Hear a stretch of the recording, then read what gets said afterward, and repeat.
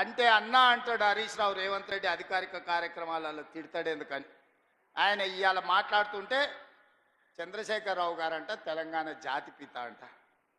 మిత్రులారా, ఇట్లా మాట్లాడితే ఇంకా నేను ఏదో ఒకటి అనకపోతే ఎట్లయితుంది మీరు చెప్పురు. జాతిపిత గురించి మీకు తెలుసు కదా. ఆ జాతిపితకు మందు వాసన పడుతుందా? గుజరాతుల్నే బంధు పెట్టించింది, అవునా? ఆ జాతిపిత గాంధీ ఆశ్రమాలలో ఉన్నాడు, నిరాడంబరంగా ఉన్నాడు.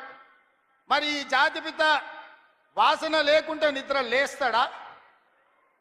ఆ జాతిపిత ఎక్కడా? ఈ జాతిపిత ఎక్కడా?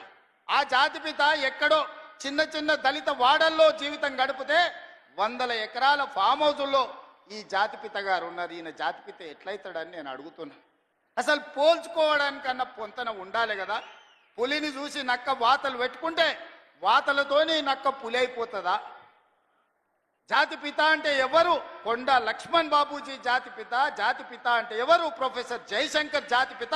ఏ పదవి లేకుండా సర్వం త్యాగం చేసి ఈ దేశం కోసము, స్వతంత్రం కోసము, తెలంగాణ రాష్ట్రం కోసం సర్వం దారబోసిన కొండ లక్ష్మణ్ బాపూజీనో ప్రొఫెసర్ జయశంకర్ తెలంగాణకు జాతిపిత అవుతాడు తప్పితే నోరు తెరిస్తే అబద్ధాలు చెప్పేటోడు, తెలంగాణ రాష్ట్రాన్ని దోసుకున్నాడు, 100 ఎకరాల ఫామ్ హౌజులు కట్టుకున్నాడు, 1,00,000 కోట్ల రూపాయలు సంపాదించుకున్నాడు, టీవీలు పేపర్లు పెట్టుకొని అబద్ధాలను విషప్రచారం చేసేటోడు తెలంగాణ జాతిపిత ఎట్లయితాడని తాటి చెట్టులాగా పెరిగినాయని నేను అడుగుతున్నా.